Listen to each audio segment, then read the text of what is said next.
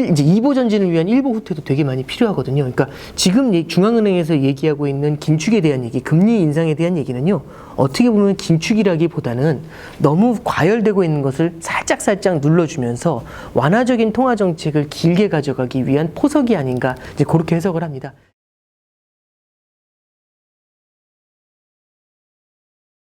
그러니까 이게 저는 분산 투자라는 게 여러 가지 개념이 있다라고 생각을 하는데요.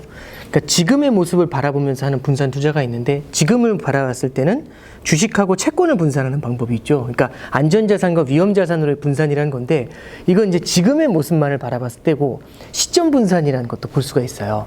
그러면 지금 들어가는 것도 있지만 나눠서 들어가는 것들도, 그러니까 적립식 펀드라든지 적금 같은 케이스도 이런 적립식 분산 투자하고도 만나게 되거든요.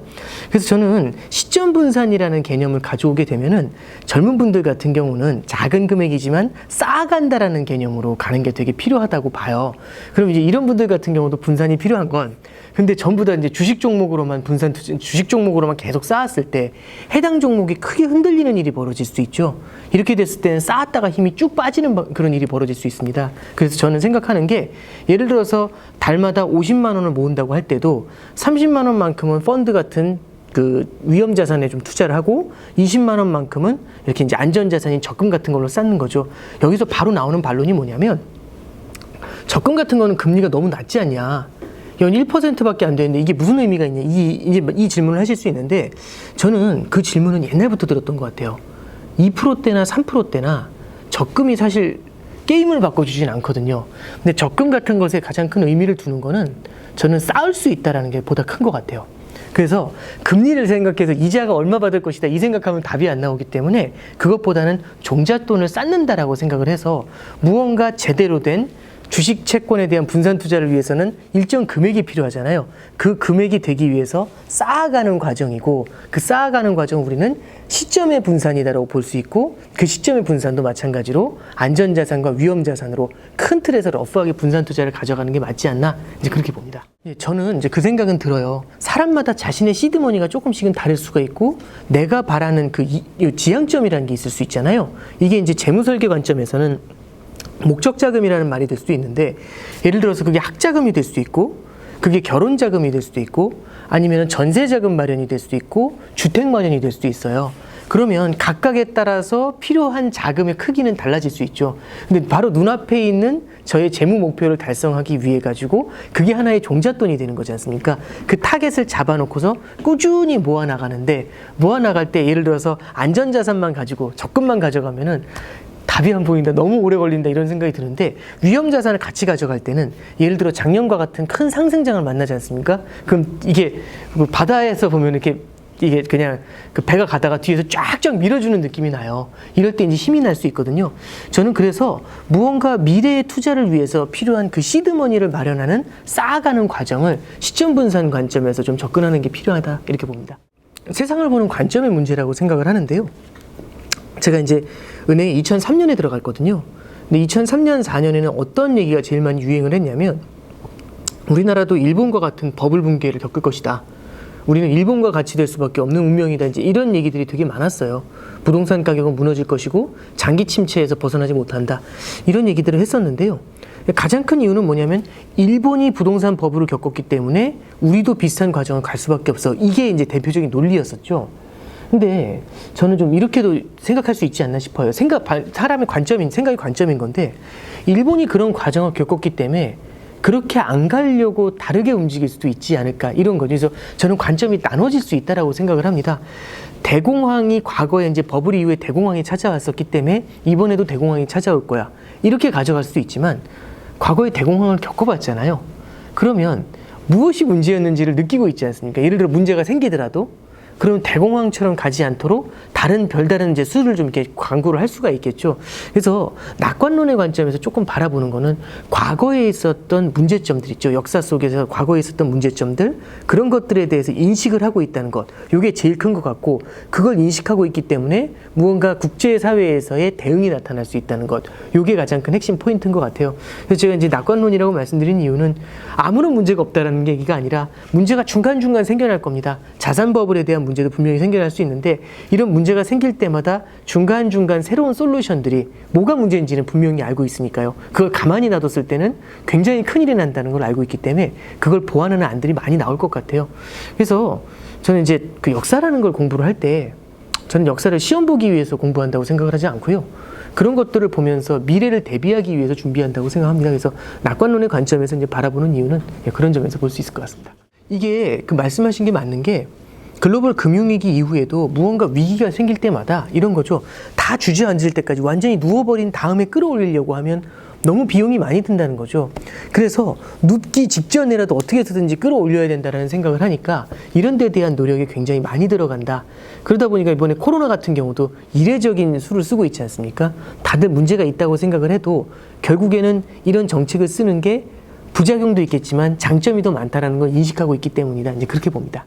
이제 먼저 그 질문에 먼저 답을 드리고 이 안전자산에 대한 말씀 좀 드리면 이게 저는 되게 역설적인 게 좀 있다고 봐요. 뭐냐면 첫 번째는 달러를 많이 찍잖아요. 달러를 많이 찍게 되면은 더 많은 나라에 달러가 흘러 들어가지 않습니까? 그럼 더 많은 사람들이 달러를 쓰게 돼요. 화폐의 가치를 측정을 할 때는 그 화폐 자체가 갖고 있는 특징도 되게 중요하지만 얼마나 많은 사람이 쓸 수 있느냐도 되게 중요하거든요. 그러니까 예를 들어 보죠. 현금을 받는 거하고 구두상품권을 받는 거하고 어느 게 더 기분이 좋을까? 현금이거든요. 구두상품권은 왜 별로냐면 왜 구두상품권에 대해서는 현금보다 값을 좀 덜 쳐주게 되냐면 제가 원하는 그러니까 구두 상점에 갔을 때 제가 원하는 구두가 있어야 그 상품권이 효용이 있는 거잖아요.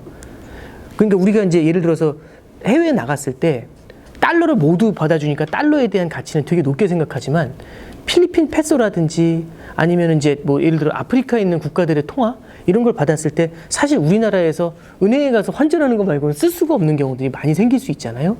그래서 화폐라는 거는 많은 사람들이 받아주고 많은 사람들이 인정해 준다라는 게 굉장히 중요한 포인트인 것 같아요. 달러가 가장 강한 이유는 전 세계 모든 사람들이 활용을 합니다. 우리나라 같은 경우도 인도라든지 뭐 다른 이제 브라질이나 이런 나라들하고 교육을 할 때 인도 루피나 브라질 헤아를 안 받거든요. 달러로 교육이 많이 일어나게 되죠. 그만큼 더 많은 사람들이 달러를 활용을 하게 됩니다. 달러를 많이 찍게 되면. 더 많은 사람들이 달러를 쓰면서 달러에 대한 효용성이 더 올라가는 역설적인 이슈도 첫 번째는 존재하고요. 두 번째는 뭐냐면 달러를 찍는 만큼 미국이 다른 나라도 자국통화를 엄청 찍어댑니다. 지금 양적 완화를 미국만 하는 게 아니고요. 유럽, 일본, 호주 이런 나라들도 양적 완화를 같이 하고 있거든요. 캐나다도 거기에 동참해 있습니다. 영국도 마찬가지고요. 그러면 미국 달러화만 공급이 늘어나는 게 아니라 다른 나라 통화도 공급이 동시에 늘어나고 있는 거죠. 그래서 이걸 봤었을 때 과연 그러면 미국 혼자 달러를 막 찍었을 때 생길 수 있는 문제도 있지만 같이 이제 되게 안 좋은 표현이긴 합니다만 같이 자국 통화를 갖다가 좀 남발을 한다? 이제 이렇게 봤을 때는 이제 가치가 떨어지게 되면 실제로 다른 통화하고 비교했을 때 가치 자체가 크게 떨어지거나 그러진 않겠죠.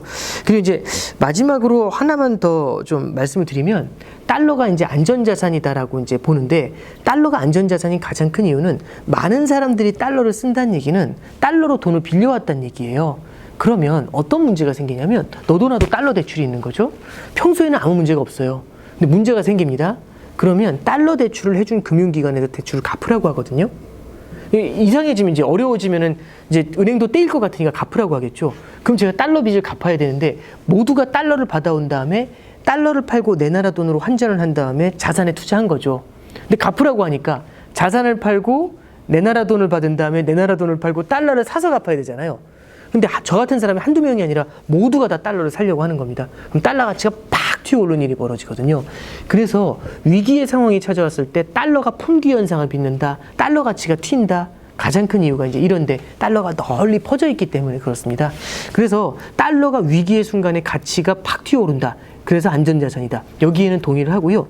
다만 금은 안전자산의 기능을 갖고 있지는 못한 것 같아요. 안전자산처럼 보일 때도 있지만 기본적으로 시장이 흔들릴 때 금 가격도 좀 이렇게 추락하는 경우들이 의외로 많아서 안전자산이라고 평가하기는 좀 어렵다. 이렇게 봅니다. 그러니까 저는 이제 이런 생각이 들어요. 결국엔 고압경제나 이게 돈을 뿌려놓는 정책은 경기가 추락하는 걸 막을 수 있지만 부작용도 생기는 거죠. 그러니까 과도하게 비만이 생기는 겁니다. 신체로 따지면. 그러니까 자산 가격이 많이 올라가는 거죠. 키도 크지만 몸도 많이 불어버리는 문제가 생기죠. 그러면 어떻게 하면 되냐면 몸이 불지 않도록 최소한의 경계감을 가져주면서 고압 경제를 이어가게. 그러니까 이제 2보 전진을 위한 1보 후퇴도 되게 많이 필요하거든요. 그러니까 지금 중앙은행에서 얘기하고 있는 긴축에 대한 얘기, 금리 인상에 대한 얘기는요. 어떻게 보면 긴축이라기보다는 너무 과열되고 있는 것을 살짝 눌러주면서 완화적인 통화 정책을 길게 가져가기 위한 포석이 아닌가, 이제 그렇게 해석을 합니다. 실제 한국은행에서도요. 그 부총재께서 나오셔가지고 하셨던 말씀 중에 뭐가 있냐면 한두 번 금리 인상을 하는 게 긴축은 아니다라는 표현을 쓴 적이 있어요. 그 말씀의 핵심은 뭐냐면 지금 한국은행 기준금리가 0.5%로 사상 최저치입니다. 어떻게 보면 과도하게 낮아요. 근데 거기서 한두 번 금리를 올리면 1% 정도까지 올라가거든요. 1%면 우와 엄청난 고금리, 엄청난 긴축 이런 느낌을 주지는 않습니다. 그러니까 그 정도의 금리 인상은 우리가 받아들여도 괜찮을 것 같다. 완화적인 스탠스를 유지하되 내부에서 조금씩의 경계감을 불러일으키는 필요는 있다. 이제 이런 관점에서 접근하는 것 같고요. 중앙은행에서 이제 예를 들어 미국에서 얘기하는 테이퍼링도 긴축이라고 하기엔 좀 어려운 게 돈을 1,200억 달러씩 주는 걸 달마다 1,100억, 1,000억, 900억 이렇게 줄여나가겠다는 겁니까? 결국에는 브레이크를 밟는다는 게 아니라 엑셀을 갖다가 살짝 발을 놓겠다는 얘기죠. 그러니까 엑셀을 끊는 게 아니라 엑셀을 밟는 과정에서 속도를 조금씩 줄여나가는 거지 멈추겠다는 얘기는 아닙니다. 그래서 이제 이런 걸 봤었을 때 지금 중앙은행에서 일제일 긴축으로 전환했다. 이거는 팩트는 아닌 것 같고요. 긴축보다는 멀리 가기 위해서 조금씩 숨을 고르고 있는 단계다. 저는 그렇게 좀 해석을 합니다. 일단 저는 이렇게 말씀을 드릴게요. 첫 번째는 과거의 테이퍼링과 지금의 테이퍼링의 가장 큰 차이는 한 번 해봤다는 겁니다. 한 번 해봤다는 건 엄청난 교과서가 되는 거거든요. 저한테는 하나의 매뉴얼이 남아있는 거예요. 그렇기 때문에 지금 테이퍼링을 할 때도 굉장히 많은 뜸을 들이면서 사전에 이미 여러 번 얘기해주고 시장의 반응도 보고 이렇게 하고 있는 거거든요. 근데 다만 문제가 하나 있습니다. 그러면 그때와 똑같이 그때의 문제점들을 보완하기 위해서 준비는 많이 했는데 이런 문제점은 생길 수 있죠. 그때에는 나타나지 않았었던 문제점들이 최근에 새롭게 부각이 될 수는 있습니다. 예를 들어서 그때보다 지금 부채가 훨씬 더 많은 거죠. 지금 이만큼 때려 넣는 게 어떻게 보면은 간신히 버틸 수 있게 만들어주는 건데 살짝만 줄였을 때 그때는 살짝 줄였으면 큰 문제가 안 됐을 텐데 지금은 살짝 줄였을 때 시장이 송두리째 흔들릴 수도 있죠. 그래서 조심을 거듭하고 있습니다. 그거는요 위기로 가면서 이 테이퍼링이 여태까지 만들어 왔었던 판을 뒤집어 엎는 걸 최소화하려는 노력이고요. 물론 여기서 한두 번 정도는 시장이 출렁출렁 할 수는 있을 거라고 봅니다만 과거와 같이 그렇게 텐트럼이 나와도 괜찮아 이런 것에 대해서는 이미 문제점이 뭔지를 명확하게 인식을 하고 있다. 이제 그렇게 보시면 될 것 같아요. 그러니까 금리 인상이라고 했을 땐 저도 방금 전에 말씀드렸지만 한국은행에서 생각하는 금리 인상도 이제 5%까지 금리 올릴 거야 이런 게 아니고요. 0.5%에서 너무 과열이 되는 것 같으니까 조금씩 올려놓자라는 얘기인데 한국은행에서 금리 인상을 하는 거는 시그널링의 의미가 조금 더 큰 것 같아요. 시그널링이라는 건 뭐냐면 여태까지 금리가 계속 내려만 왔죠. 그러면 투자하는 사람들 입장에서는 어떤 생각이 드냐면 대출을 받을 때 겁이 안 나요. 왜냐하면 큰 금액을 대출을 받더라도 이자 비용이 당장 그만큼 안 들어가거든요. 근데 이제 이게 더 큽니다. 금리가 오를 생각을 안 한다는 거죠. 더 내려가면 내려가지 금리는 안 올라. 이렇게 생각을 하면 더 겁이 안 나거든요. 근데 뭘 보여주는 거냐면 금리가 오를 수도 있다는 걸 보여주는 거죠. 그럼 기준금리 한두 번 인상을 하잖아요. 깜짝 놀랄 수 있죠. 그래서 이런 경우에는 기준금리가 0.25%, 0.5% 올라간다고 해서 실제로 어마어마한 변화가 생기거나 그러진 않을 것 같아요. 근데 다만 시장에 시그널은 분명히 줄 수 있습니다. 이제 금리가 더 내려가는 것보다는 윗방향을 향할 수 있어라는 부담을 분명히 주겠죠. 그러면 실제로 추가로 연끌을 해서 들어오려는 사람들한테는 굉장히 좀 두려운 시나리오가 될 수 있거든요. 투자라는 것의 가장 큰 핵심은요. 제가 산 걸 뒤에서 누군가 사주는 게 핵심입니다. 근데 새로 사주는 사람들이 금리의 방향이 바뀌었다는 생각에 살짝 공포감을 느끼게 되면은 이 연끌의 힘이 약해질 수가 있겠죠. 뒤에서 사는 힘이. 이렇게 됐었을 때는 자산 가격이 긴장을 할 수가 있습니다. 문제는요. 좋은 자산에 빚을 안 내고 들어갔으면 버틸 수가 있거든요. 길게 가면서 결국엔 오를 때까지 이른바 그 존버라는 말도 나오잖아요. 그런 게 가능할 수 있는데 근데 이제 문제는 뭐냐면 빚이 많은 경우에는 그게 쉽지가 않죠. 계속 초조해지죠. 그래서 연끌을 했다는 건요.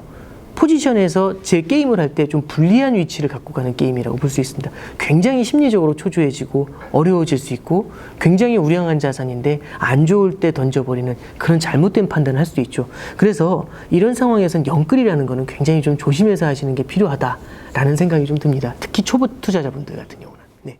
사람마다 다 다르거든요.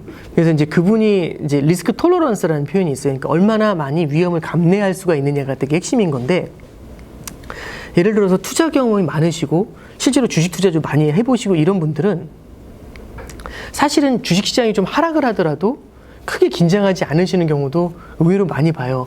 근데 초보 투자자일수록 주식시장이 하락할 때, 그리고 그때 당시에 나오는 뉴스 플로우는 굉장히 비관적이거든요. 이런 것들에 잘못된 선택을 하시는 경우들도 의외로 많거든요. 그래서 투자의 경험, 나이, 왜냐하면 이제 은퇴를 앞두고 계시는 경우에는 계속해서 이제 벌어들인 현금이 줄어들 수가 있잖아요. 이럴 때에는 투자하는 게 굉장히 좀 불안할 수가 있거든요. 그리고 부채를 짊어져야 되는지 이런 재무 상태 같은 것들을 같이 봐가지고 사람마다 각각 다른 그 투자 비율이 형성이 되게 됩니다. 그럼 예를 들어 이제 좀 이제 이런 투자 하시는 분들이 계시죠. 한 60대 40 정도로 투자하자라고 생각하시는 분들이 있어요. 이런 것들을 고객분들의 이제 투자 성향을 갖다 파악한다라고 하는데, 60대 40 정도로 주식에 60, 채권에 40. 이제 이렇게 투자하시는 분들이 계시겠죠. 근데 저는 더 중요한 게 뭐냐면, 이렇게 비율을 정하는 것도 되게 중요하지만 이 비율을 유지하는 것도 되게 중요해요. 뭐냐면 60대 40은 조금 복잡하니까 50대 50으로 바꿔볼게요. 50대 50으로 투자를 하자. 나는 50대 50이 맞아. 이렇게 됐으면 1년이 지납니다. 주식 50, 채권 50이에요. 1년이 지났더니 주식에 투자한 50은 100이 돼요. 근데 채권에 투자한 50은 이자가 안 붙죠. 그냥 50이에요. 그럼 100대 50이잖아요. 여기서 제일 중요한 포인트는, 저는 원래 50대 50의 투자자니까 1년 주기로 저의 성향에 맞게 다시 밸런스를 맞춰줘야 돼요. 그럼 100대 50이니까 75대 75로 조절을 해야 이게 균형이 맞는 거죠. 그럼 자연스럽게 균형을 맞추면서 100까지 올라간 주식 자산의 비중을 조금 줄이죠. 75로. 안 올라간 안전 자산의 비중을 50에서 70으로 올리죠. 이렇게 딱 만들어 놓을 수가 있어요. 근데 보통 이렇게 안 해요. 어떻게 하냐면, 그렇게 이제 중간중간에 밸런스를 맞추는 게 아니라 이제 딱 보면 답이 안 나오죠. 왜냐하면 하나는 2배가 되는데 하나는 안 올라요. 기분이 어떠냐면, 내가 왜 분산 투자를 했지? 이 생각이 들어요. 그러면 예금에 있는 50을 빼가지고 100에다 같이 밀어넣죠. 150이 됩니다. 만약에 이런 경우에 주식시장이 흔들리잖아요. 그럼 패닉이죠. 그래서 저는 본인의 리스크 톨러런스를 보면서 비율을 만들어내는 것도 되게 중요하지만, 이 비율을 연단이나 6개월 단위나 계속해서 그 비율을 밸런스를 맞춰줘가는 이른바 리밸런싱을 갖다가 지켜나가는 게 더 중요한 것 같아요. 그래서 보통 사회초년생들 같은 경우 보통 오시면 6대4 이렇게 제안을 보통 많이 해요. 상담을 통해서 6대4 제안이 되면은 6대4로 가는 건 좋은데, 6대4로 간다 하면 2년 3년 동안 처음에 투자한 고비중대로 그대로 가면은 천차만별로 바뀌어 있죠. 이거는 본인의 투자 성향하고 다르죠. 그러니까 처음에 진단한 게 일관성 있게 가려면 리밸런싱이라는 과정이 같이 필요하다. 이게 이제 핵심인 것 같습니다. 이머징 시장이 굉장히 좀 커요. 이 신흥국가라는 그 개념 자체가 굉장히 큰데, 우리나라 같은 경우는 이제 신흥국 중에서도 굉장히 선진국 쪽에 많이 붙어 있는 그런 형태의 신흥국이라고 할 수 있죠. 그러니까 제가 이제 이머징 국가들, 신흥국가를 좀 보자라고 말씀드렸던 가장 큰 이유는, 결국에는 미국의 강한 성장뿐만 아니라 미국 이외 국가들의 성장들도 굉장히 필요한데, 그렇게 됐었을 때는 신흥국들이 그런 성장의 일부를 담당할 것이다. 그리고 그런 신흥국의 성장이라는 떡고물을 가져갈 것이다. 이제 이런 말씀을 드리고 있는 거예요. 한국 역시 신흥국들 중에서는 자체적으로 강호에 속하거든요. 이쪽에서도 당연히 일정 부분의 역할을 해야 될 것 같고요. 특히 한국은 글로벌 경제가 좋았을 때, 미국뿐만 아니라 신흥국의 경제가 좋았을 때 이런 국가들의 수출을 하면서 수익을 내는, 그렇게 해서 돈을 버는 그런 국가거든요. 그래서 신흥국들이 좋을 때 한국 역시도 그 좋은 틀에 같이 이제 존재한다. 유효한 스토리라고 생각을 합니다. 지금은 성숙한 시장이라고 하기가 어렵죠. 굉장히 많은 규제들이 나타나게 되고, 이런 것들이 이제 투자자들을 수시로 이제 실망을 시키는데, 다만 이런 건 있는 것 같아요. 그러니까 위기라는 말은 위기이자 기회 요인이 같이 존재하는 거지 않습니까? 그럼 중국 같은 경우는 위기 요인이 분명히 큰 건 사실인데 기회 요인도 존재하죠. 전 세계에서 그만큼 성장한다는 사실 별로 없어요. 그러면 저도 이제 글로벌 투자하시는 분들하고 이제 인터뷰를 하다 보면은 그런 질문들을 좀 많이 드리게 돼요. 중국에 대해서는 어떻게 생각하냐? 불안하지 않으시냐? 그러니까 불안한 건 맞는데, 글로벌 포트폴리오의 G2 중에 하나인 중국을 뺀다라는 게, 빼고 간다는 게 굉장히 불안하다는 얘기죠. 왜냐하면 중국이 나중에 한번 포텐셜이 크게 터질 수 있는 거잖아요. 그래서 저는 글로벌 투자의 관점에서, 분산 투자의 관점에서 중국이라는 지역을 완전히 소외시킬 필요는 없다. 이런 쪽에 대해서도 우리가 포트폴리오에 편입을 할 필요가 있다라고 생각을 하고, 중장기적인 관점에서는 성장의 주도권을 어느 정도는 가져올 수도 있다라고 생각을 해요.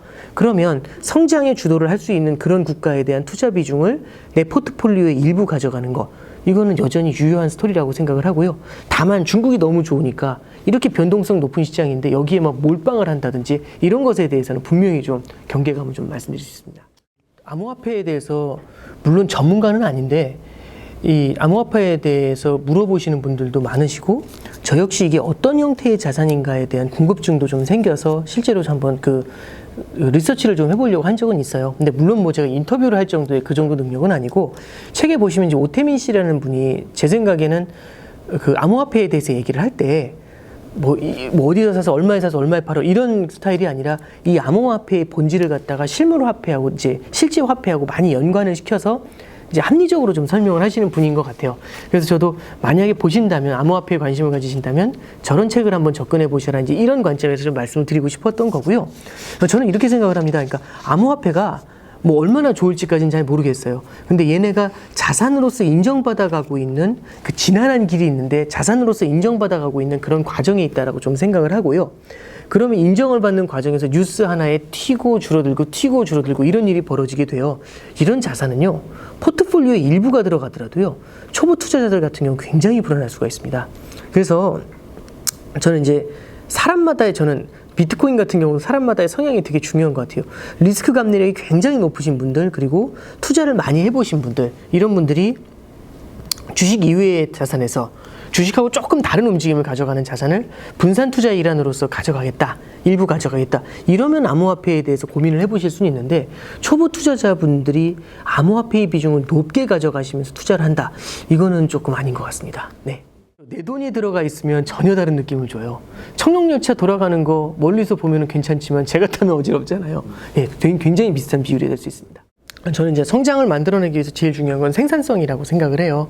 생산성이라는 거는 여태까지 보지 못했었던 그런 기술에서 기인하는 바가 큽니다. 그러면 기업들이 새롭게 더 많은 기술을 만들어내고 생산성을 향상시키려면 투자를 늘려야 되거든요.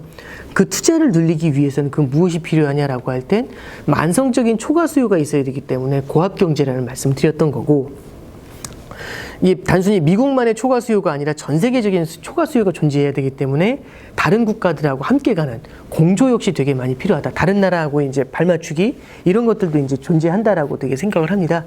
그래서 저는 이렇게 생각을 해요. 결국에는 성장을 제대로 만들어내기 위해서는 기업의 투자가 나와줘야 되고, 그 기업의 투자가 나온 다음에 이게 결국에는 제대로 된 이제 성장판을 열어놓는 그런 그림이겠죠. 그래서 기업의 투자를 올리기 위해서 결국에는 이제 미국에서는 고압경제라든지 그 다음에 그 국제공조, 이런 쪽으로 해가지고 함께 힘을 모으는 게 되게 필요한 것 같고요. 되게 유치해 보이실 수 있지만 항상 어려운 순간마다 그런 공조의 힘이 실물 경제를 바닥에서 잡아준 적들이 많고요. 지난해에도 보시면 코로나 사태 때 무너져 내릴 때는 서로 싸우지 않았어요. 산유국들은 감산을 해가지고 서로 이제 원유의 공급을 줄여가지고 이제 문제를 해결하려고 했고, 그때는 일시적으로 미중 무역 전쟁도 싹 이제 들어가 있더라고요, 얘기가. 그래서 저는 그런 이제 공조 체제나 이런 것들이, 그리고 고압 경제에 대한 지향이, 이런 것들이 결국에는 일정 수준 성장을 만들어낼 수 있지 않을까. 그리고 여기서 이제 중요한 포인트는 성장이라고 해서 옛날 같은 20% 성장 이런 게 아니라 지금보다 한 레벨 높은 성장, 이런 걸 좀 말씀드릴 수 있을 것 같습니다. 그 부의 시나리오라는 책을 쓰면서 시나리오를 제시하고 있는 가장 큰 이유가, 모든 자산을 다 나눠 깔라는 얘기가 아니라 그래도 시나리오라는 걸 보면서 확률이라는 걸 생각을 하잖아요. 예를 들어서 제가 전 세계의 모든 부가 이동할 수 있는 시나리오는 4가지다라고 했을 때 이 4가지가 동일하게 25%로 존재하지는 않지 않습니까? 그래서 저 같은 경우는 고성장 고물가 쪽의 시나리오의 비중이 좀 높을 것 같다라는 얘기를 쓰고 있는데, 그러면 이제 사람마다 다 마음속으로 자기의 그 시나리오를 그려나가는 게 되게 필요한 거죠. 시나리오에서 제가 조금 더 확률이 높을 거라고 생각하는 자산에 더 많은 비중을 싣고, 이 시나리오는 버리자. 얘는 그냥 구멍이니까 얘는 놔둬. 뭐 이런 생각이 있잖아요. 뭐 농구할 때도 보면 누군 그냥 놔두라는 얘기들 막 하고 그러잖아요. 이런 것처럼 아니냐, 그 포기를 하고서 그럼 남은 자산으로 포트를 짤 수도 있겠죠. 이게 뭐냐면은 자산군들 중에서도 옥석을 가리고 그 각각의 옥석에 대해서도 얼마씩 배정해 줄 줄을 나눠주는 겁니다. 그래서 분산 투자하면 다 나눠 이거라기보다는 저 스스로 한번 시나리오에 대해서 생각을 해보고 그 시나리오에 맞는 확률에 맞는 자산의 높은 비중을 가져가고 확률이 낮은 자산의 낮은 비중을 가져가는 그런 이제 필터링 이런 것들이 좀 있어야 될 것 같습니다.